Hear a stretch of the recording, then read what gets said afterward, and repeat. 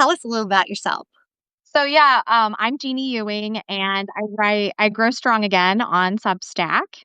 And I actually was introduced to lovely Michelle that I'm speaking with today through Substack. I was just scrolling through my notes last fall, and I found this really beautiful note that you had written, Michelle, and I think it was actually an excerpt from your memoir, Forager. And it just struck me to the core, it just struck my heart. And so I remember commenting on it. And then you mentioned that it was from your book. And then I immediately got the book and I read it in like a few days. And I was just blown away by the skill of your writing, the depth of your writing, just the resonance, the emotional resonance. So that's how Michelle and I have been connected. I've been a writer. I used to be a branded Catholic author, and I walked away from religious writing about 3 years ago. And that's a whole separate story. I've talked about that in other lives and some of my essays. So I'm just happy to be here, and I'm happy to have conversations that are inclusive and welcoming and that celebrate all kinds of stories and all people's walks of lives. That's wonderful.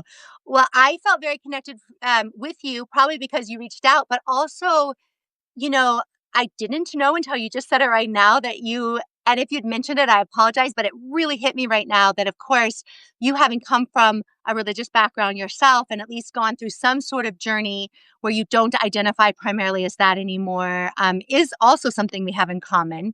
And one of the ways I think we talked right from the beginning is about what a role nature plays in our lives. And I wonder sometimes when someone says that they have left an institution, whether or not they've left faith or spirituality or religion, but left institution, a lot of us turn to nature as a source of inspiration and a source of healing. W- I don't know what I would do if I didn't have nature to ground in. When you are even in a city or a suburb or wherever you are, how do you feel grounded in nature? I do live in a city, in a suburban neighborhood. And I have to go outside to our local neighborhood park almost every day. It's just something I need to do to kind of regulate my nervous system, to help me feel centered in myself, to feel connected to my creative work. It really helps me feel calm. And I have a clearer, level-headed way of approaching hard topics or conversations that might come my way throughout that day. That, every one of us lives within this sort of collective trauma. And so whenever we go out in the world, we don't know when or how that we're going to be bombarded with someone's emotional activation. And so I want to make sure that I'm in a state of emotional regulation as much as I can be, because I really believe strongly that I don't want to meet someone else's hostility with my own emotional reactivity. I want to be able to disarm other people if it's possible, or at least to try, because I believe very strongly in the power of empathy and approaching someone with a soft start. And I've actually noticed that that is very effective a lot of times with people who have their armor up and they're very defensive. And they also tend to be very binary in their ways of thinking. There really is a skill that can be learned. And I find that when I go outside, there's just something about being in the fresh air, being among the trees, hearing the birds. Like right before we got on here, Michelle, I heard a red-tailed hawk right outside my window. And there's just something that it communicates to me about how we're all connected to each other, that we're all connected to all living things. And that's important for me to remember because it's a profound sort of reverence in the way that I approach anything that is alive. I want to make sure that I respect that other living entity's space, that it's right to live, it's right to thrive. So that's kind of how nature grounds me. I love that. And the What about word you?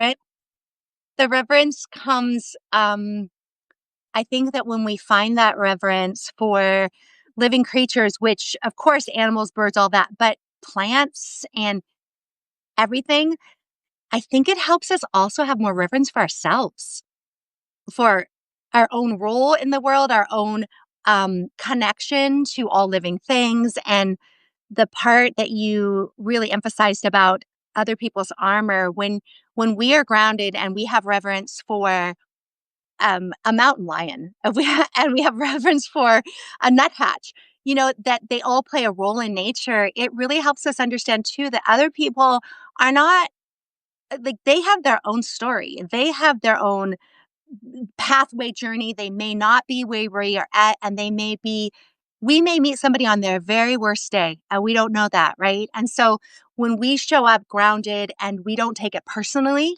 and we're not reactive, that's very much the way that you approach animals who are predators in nature too. I mean, some people are having a predatory day, and you don't have to be their prey.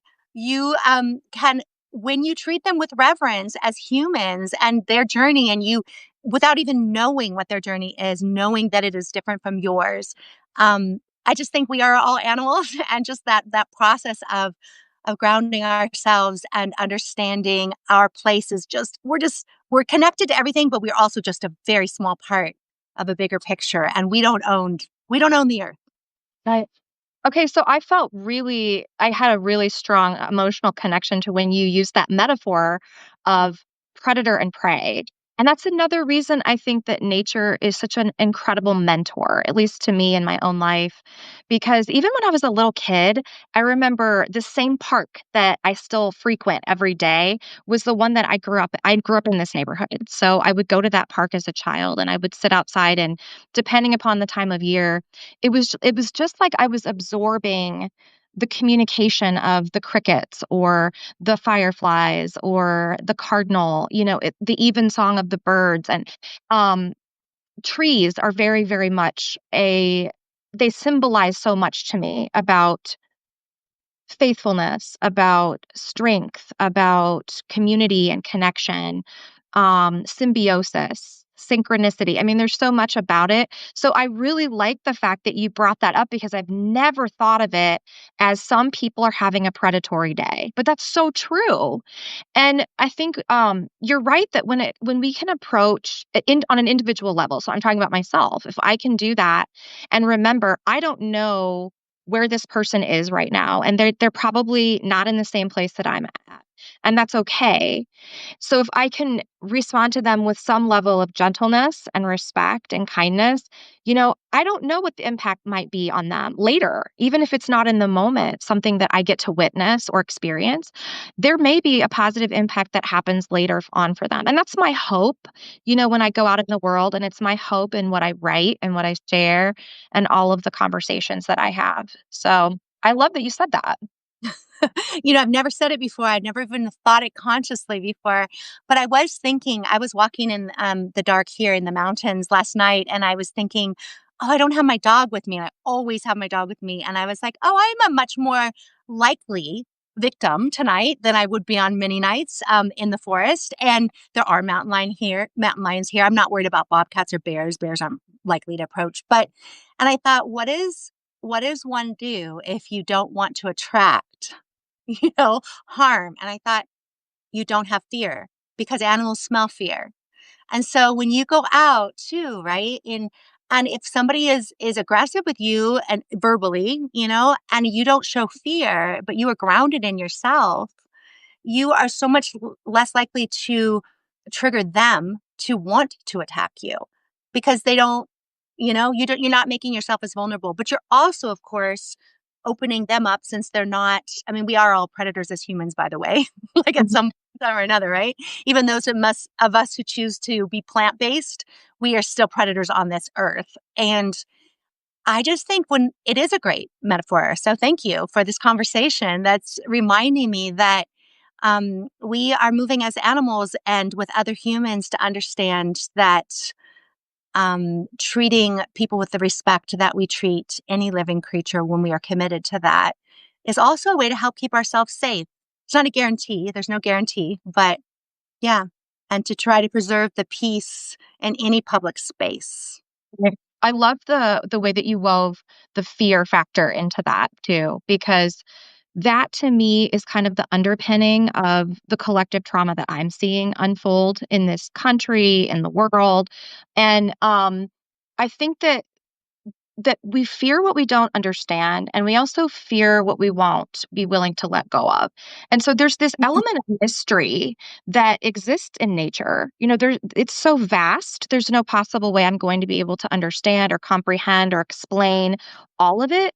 But if I can learn how to enter into it in a way that is noticing, that's attentive, that's attuned, then I feel like that automatically kind of erodes or dissolves that fear inside of me. And I'm able to be more receptive and I'm able to listen better or to be more open. And that generalizes in my human relationships. So I think fear is a huge aspect of learning how that delicate kind of dance or balance in our relationship with other living things, whether it's plant or animal or human animal. There is something about that. Yeah, and think about when you're afraid, you're much more likely to be defensive too, right? Yeah, which is it's counterproductive. It's not really useful in engagements. So, um, but when I'm thinking to listening to you and thinking about the ways that you ground, because most of humans on this planet now do live in suburbs and cities. People do not live rurally or obviously forest, or people don't live remote. Um, as a grounding practice, you said you go to the park. I think I'm curious, do you ever put or do you consciously put your bare feet on the earth? Like do you wear flip-flops or anything and like take them off for a moment? Do you do that in your yard or in your community? How do you feel about your bare feet on the earth? I know that that is like a literal grounding practice. And Mhm. it's because that is how I lived when I was a little girl. I was always barefoot. And then after I had my first child almost 15 years ago, I developed feet problems, podiatric problems. So I had to have like a cortisone shot because I had plantar fasciitis, and now I have to wear orthotics all the time.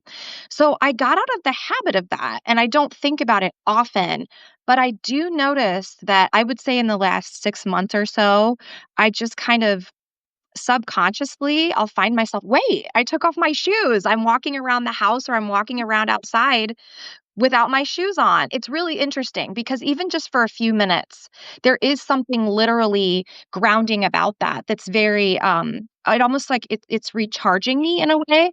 And so that's really interesting that you asked that question because it's almost like a reversion to that childlike creative self that I had kind of abandoned when I got to be, in my 20s and 30s, and now I'm kind of coming back to her. Beautiful. Well, my invitation to you specifically, Jeannie, and anyone else too who's listening to this, but I do encourage you, even if you are working on foot injuries or anything, even if you don't put weight on your feet, but put your feet on the earth every day. If you could do that for, you say a few minutes, if you could do it for a minute and then stand and we, in yoga, we call it Tadasana mountain pose, but you are a mountain, like you're making yourself a mountain, but that you are rooted in the earth. And the first thing I think in a yoga practice, I am a yoga teacher. Many people might not know that, but we when we root ourselves on the earth and we think I encourage people to think about their feet growing roots, like would that feel like if your feet were rooting down into the earth, and just picture that and picture yourself being held and the energy of the earth, but you're also being drawn down and it's giving you stability. And if you've seen trees sway in the wind sometimes or in a storm, it is amazing how much mobility they can have because they're so rooted. And I encourage you specifically, Janine, to remind yourself, oh, I am rooted. I am rooted in the earth. That is where I get my energy. And then when you can practice that and you can stand even like as a mountain, kind of just like this, with your hands forward and your feet. I'm making noise with this chair, but your feet rooted in the earth. There's this energy that, I mean, we can do 1 minute meditation standing like that, but we could do 30 seconds and Mm. find so much healing, especially when we practice it regularly. So there's so Agree. much of that. What's funny is when you stood, I saw that you have a tree with roots on your Oh, shirt. yeah, my arm. I see that. And that's so gosh, that's so appropriate. That's such an appropriate image to when we're talking about this. I was also thinking when you were talking about rooted, I was thinking about how that's like my anchor. If I can imagine. And it also reminded me of this meditation that this facilitator of a writing circle that I participated in last year. She would begin every session with this guided imagery, and she would say, "Imagine that there's like this. I think she said like a cord or something that it goes out of your head and all the way up into the sky, and it goes all the way down through your body and through your feet and into the earth. And it was really a cool, almost again, kind of an anchoring technique for me, because I was putting my bare feet flat on the ground, and I just noticed that it opened something up in me, that the creative flow just kind of came. And then all of these stories I had forgotten, or that had been stored in my subconscious for many years or even decades, just kind of tapped me on the heart and said, "Okay, I want to be told now, and I want to be told through you right now."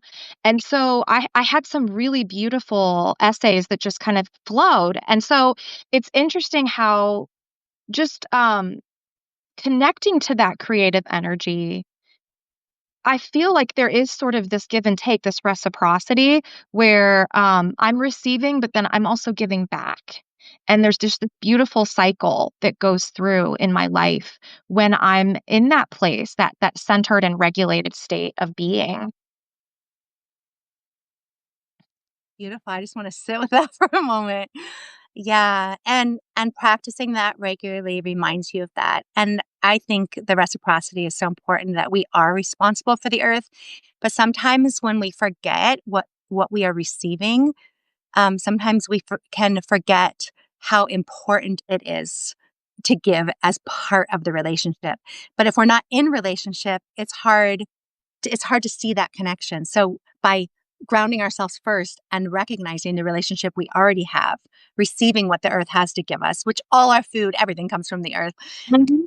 and also thinking, how can I care for the earth better today? How can Mm. I remind my friend, the earth, who gives so much to me, that I am also here as part of the relationship to give back? I love So, that. I was thinking about, like, when you said that, I was thinking about earlier this week, I was walking my dog at the park, and I just was in this very agitated state internally. And I just felt, I don't remember what was going on cognitively or why I was feeling that way, but I just remember just feeling helpless and powerless, like many of us do, a lot. And when I went around the circular path, walking path, and I got close to the entrance of where I began, I saw all this litter strewn all over the grass. And I felt so disgusted by it. I was so angry. And my thought was, why don't people clean up after themselves? Why don't they put their trash in a receptacle? That was kind of the way I reacted in my head. And I was the only one at the park with my dog, and I go around and I was like, I can pick it up. I can clean it up. Um, you know, I'm here. I want the next person who comes here to be able to have a clean land to enjoy. This is a shared, we share the earth. It doesn't belong to any one person. It belongs to all of us. So after I did that, I went around and I got one of, those doggy bags.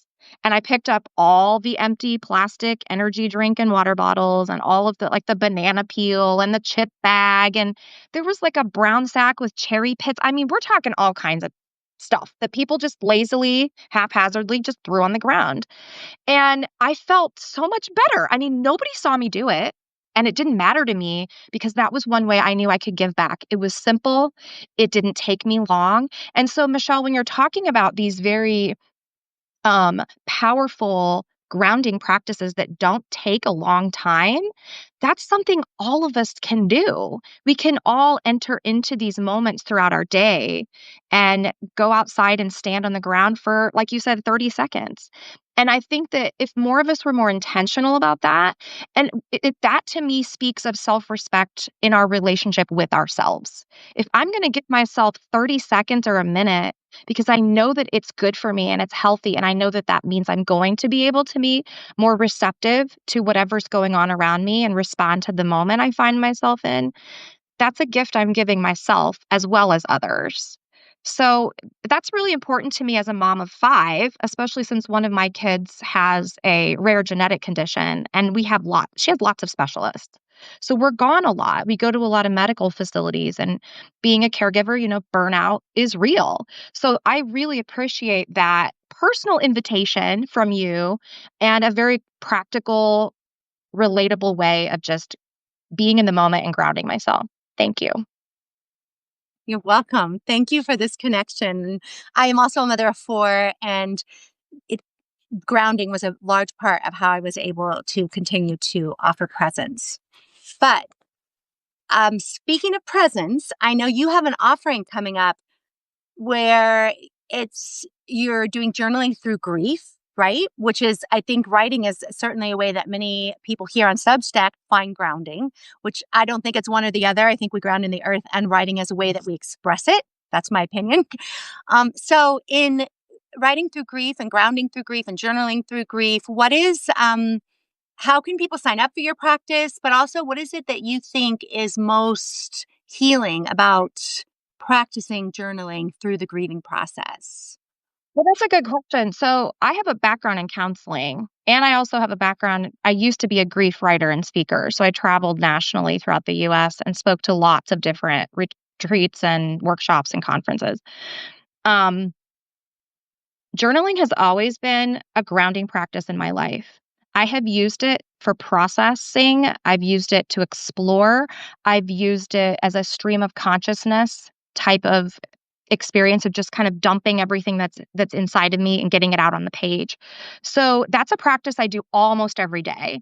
And that's something that to me journaling is a very powerful way of claiming our voice, finding clarity, and also catharsis. So, because journaling can be whatever we want it to be. We don't have to censor what we're writing or drawing or sketching.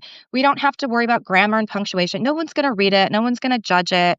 It's really for us. It's a gift we give ourselves. And so, a lot of times I do get insights as I'm journaling, or I will find that, especially in some of my darkest moments, it was the only thing I had. I didn't have a human that I could turn to. It's during COVID, I had my fifth baby. So I was isolated and I had very severe postpartum depression. But the blank page, it was like I could just be who I was. I could show up as I was. So that's why I think journaling is really powerful. And my friend Sam and I are offering this journaling through grief one-day workshop on September 16th at 6:30 PM Eastern time. And then we're also gonna do a 4-week deep dive every Tuesday in October, same time, 6:30 PM Eastern. So if anybody's interested, anyone watching or listening, you can directly message me on Substack and I can get you more info. Thank you for asking me about that, Michelle. Didn't you say you have an offering too coming up? I do. I've been putting it out there. It's called The Understory, and I've been shifting a little how I'm offering it, but I'm offering it in October, free for paid subscribers, where Um, we're actually going to meet every week, and you don't have to come. You can pop in or out. But specifically, creative practices. And I think grounding is part of creativity, but just creative practices for whatever you are trying to open up in your life, whether that is your writing practice or visual arts or dance or improv. But I have been collecting these. These have been something that I've been teaching in workshops and I really do prefer to teach, in real time with in person. But these practices easily be taught one at a time on something like a live. And I was thinking if I show up here every week and practice and give the information on how to do the practice, that maybe it'll encourage people to begin to bring this sort of transferring back and forth between right and left brain, learning to, have those parts of us relate and how to get our body involved in that. Because like you, when you were, in another lifetime, which may have been all of 5 years ago, but another lifetime where you were running around speaking and doing all these things, you have all that knowledge inside of you. And I've done a lot of work as a yoga teacher of yoga teachers and training yoga teachers to really help people find somatic practices. And then when we use those then as part of our creative practice, it can really open our whole bodies into creativity and expression. And I think it changes our writing practice completely. So I'm going to be doing that once a week as part of the understory. I'll start at the beginning of October. I'll be announcing that more on my Forager Fridays, or it's now called Forager Wildlife. I forget that I changed the name, but it comes out. I send out an email every Friday morning and it will include the specifics on that. But what I love about our overlap, Janine, is it looks like from you're like I grow strong again. It may look like we focus on different topics, but there's so much of what we do that is very similar. And I think the idea that when we heal ourselves and when we root in ourselves, we show up for people so much stronger and better. And it's both. We need it for ourselves, but we also need to give it because giving is also a way of being part of the human condition, right? Like it's the way of circulating our energy. If we're not giving, we're not creating community. And and the process of giving is also the process of receiving. Not everyone we give to is going to give back, of course, but the process of putting it out there circulates the energy and it'll come back to us eventually, if not Yeah. And sooner or later. just what kind of a final thought I'd like to offer is when you were mentioning about this right brain, left brain integration, I really like to think that healing is more about integration than Yeah. this linear pathway towards a specific destination. And I think that things are changing, like when we're having these kinds of conversations, Michelle, about how more nuanced and complex the human journey is, and it's more of a spiral. And that's another thing that I approach to the concept of grief. It's not linear. We're not going through chronological stages. It's complex, and we're going to approach it in a multifaceted, multimodal way. So, thank you for this conversation. It was really a gift of your presence and your time to me, and I just really cherish it. So, thank you so much, Michelle. And thanks to everybody watching. Yes, and I am going to come be part of your healing through grief and journaling. I'm a huge journaler myself, have been since I had to hide it as a child, and I am very interested in the ways you're going to make those connections. So thank you for the invitation for all of us. Thank you for this conversation. Thank you for those of you who joined us. There are so many notes on here. Jeannie, I wanted to go through and answer the notes, and I thought it might distract from our conversation. So I'll take a look at those later, and I'll also put some responses in the show notes and Awesome. send those out. And I'll make sure you get a copy of everything too, Jeannie. I think you'll have it already, but Yep. so great. Thank you all. Thank you, Jeannie. I'll talk Okay. to you soon. Bye. Okay. Bye.